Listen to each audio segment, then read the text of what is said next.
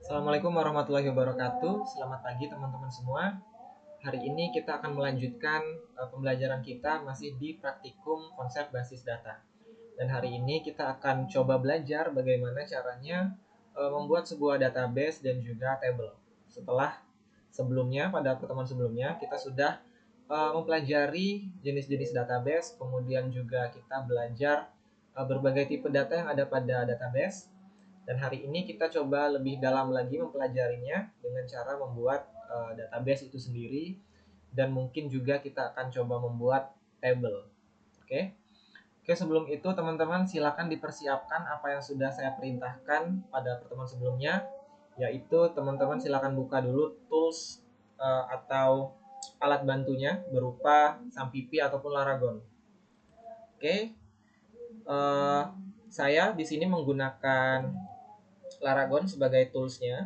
Teman-teman boleh pakai Sampipi atau Laragon sama seperti saya, nggak apa-apa. Kita coba jalankan Laragon di saya. Oke, langkah pertama itu teman-teman harus running dulu MySQL-nya. Ya, kalau di Laragon teman-teman bisa klik kanan di Laragonnya, klik kanan, kemudian MySQL, kemudian pilih Start MySQL. Setelah MySQL sudah dijalankan, teman-teman boleh buka CMD atau terminal yang bagi yang menggunakan Linux ataupun macOS. Di sini saya menggunakan CMD. Dan kemudian di dalam CMD ini teman-teman boleh ketikkan MySQL -u root. Oke. MySQL adalah perintah untuk menjalankan MySQL atau database MySQL. Kemudian -u ini adalah username. Username username, kemudian root adalah nama username-nya. Begitu. Ini boleh langsung di enter aja. Kemudian teman-teman akan melihat tampilan seperti ini. Oke, langkah pertama mungkin teman-teman boleh ikutin saya. Teman-teman ketik show databases.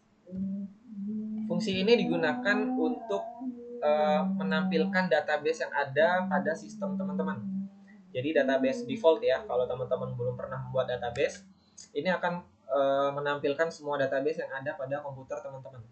Ini boleh di enter aja. Teman-teman bisa lihat kalau di tempat saya ini lumayan banyak ya database, karena sebelumnya saya sudah membuat beberapa database. Kalau punya teman-teman dikit itu wajar aja, karena teman-teman kan baru mulai ya. Oke, selanjutnya adalah membuat database. Oke, teman-teman silakan tuliskan perintah seperti ini: create database spasi nama databasenya. Untuk nama database itu ada beberapa aturan. Yang pertama, tidak boleh menggunakan spasi ataupun huruf kapital. Best practice-nya seperti itu ya. Jadi buat saja misalnya db_belajar, kemudian titik koma. Ini boleh di enter aja. Di sini akan muncul, jika berhasil akan muncul query OK one row affected. Ini artinya database yang baru kita buat tadi berhasil masuk ke dalam sistem kita. Oke, selanjutnya setelah kita buat database, kita boleh lihat terlebih dahulu menggunakan perintah sebelumnya, show database untuk melihat apakah database yang baru kita buat tadi benar-benar masuk ke dalam sistem kita. Oke, teman-teman boleh lihat ini. Silakan cari database yang baru dibuat tadi apakah ada dalam list ini. Kita lihat. Nah, ini. Di tempat saya muncul DB belajar. Ini artinya database kita benar-benar sudah dibuat ke dalam sistem. Oke. Selanjutnya, teman-teman, setelah kita buat database, kita bikin tabel untuk database tersebut. Langkah pertama, kita harus menggunakan database yang baru saja kita buat. Jadi kita harus masuk ke database-nya terlebih dahulu sebelum membuat table. Caranya, jalankan perintah use, kemudian nama database-nya. database yang baru kita buat tadi adalah DB belajar. Kemudian titik koma. Enter. Oke, di sini muncul keterangan database change. Ini artinya kita sudah masuk ke dalam database-nya. Nah, di sini untuk menunjukkan bahwa kita sudah benar-benar masuk ke database, kita bisa memunculkan tabelnya dengan perintah show table titik koma. Maaf, ada kesalahan, mungkin table sih. Oke. Ketika pertama kali kita menjalankan show tables di dalam database baru kita, dia akan muncul keterangan empty set. Ini masuk akal karena kita sama sekali belum membuat tabelnya, ya kan? Oke, selanjutnya kita langsung aja buat table. Cara membuat table itu teman-teman jalankan perintah create table, kemudian nama tabelnya boleh terserah kalian. Kita coba TB mahasiswa. Oke, setelah seperti ini, kalau saya itu lebih gampang begini, buka kurung.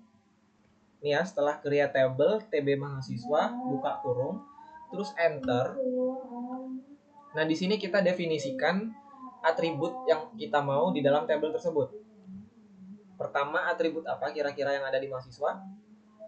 Mungkin kita bisa masukkan npm. Kemudian spasi tipe datanya apa? npm itu kita bisa pakai char aja. Kemudian length-nya. Cara menuliskan length itu seperti ini. Jadi tipe data, buka kurung, length-nya atau panjang karakternya. npm itu biasanya ada 9 karakter. Selanjutnya kita set npm ini sebagai primary key. Oke. Kemudian sudah. Selanjutnya teman-teman ketik koma. Setelah ketik koma, teman-teman enter lagi. Nah, kemudian atribut selanjutnya boleh teman-teman tulis. Selanjutnya apa? Biasanya nama ya, nama. Kemudian tipe datanya apa? Nama itu varchar. Kemudian length-nya bisa teman-teman tulis juga seperti yang tadi. Kemudian sudah, ini atribut nama selesai. Kemudian koma. Terus enter lagi, mungkin atribut berikutnya apa lagi ya? Email mungkin bisa. Terus email varchar juga. Length-nya mungkin 50 aja. Oke. Oke, jika teman-teman atributnya sudah semuanya, untuk baris terakhir itu tidak perlu dikasih koma. Jadi teman-teman bisa enter aja, kemudian tutup kurung titik koma. Gini. Boleh di enter aja. Muncul keterangan query OK, zero rows affected. Ini artinya kalau query OK itu berarti kita sudah berhasil membuat tabelnya. Cara melihatnya gimana? Teman-teman boleh ketik lagi perintah ini baru describe tabelnya. Tadi yang kita buat adalah TB mahasiswa. Titik kok. Tuh. Jadi fungsi dari TB mahasiswa ini adalah kita akan mendescribe tabelnya yang baru kita buat. Jadi di sini akan muncul informasi berupa field-nya atau atributnya, tipe datanya, kemudian berbagai properti yang ada pada tabel tersebut ya. Oke. Jadi cara membuat tabel dan mengecek tabel adalah seperti itu.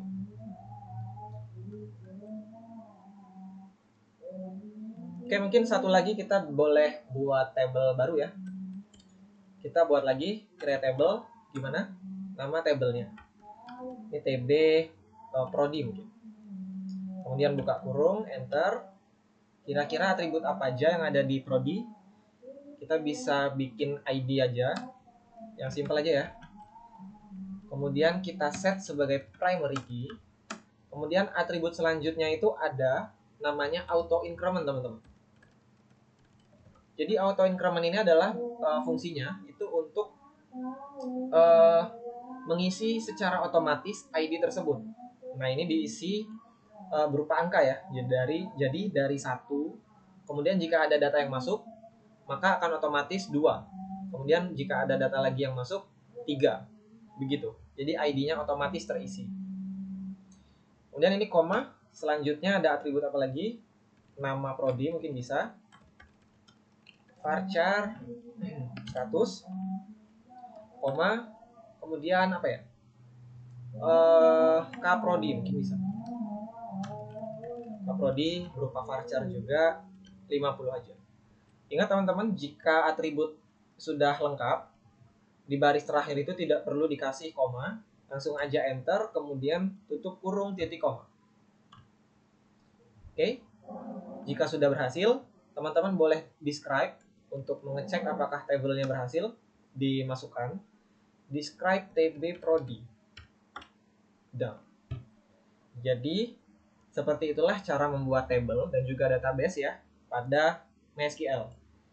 Mungkin untuk pertemuan hari ini seperti itu aja teman-teman. Semoga apa yang sudah dipelajari bisa bermanfaat ke depannya untuk kalian ya. Kita akan ketemu lagi di pertemuan berikutnya. Assalamualaikum warahmatullahi wabarakatuh.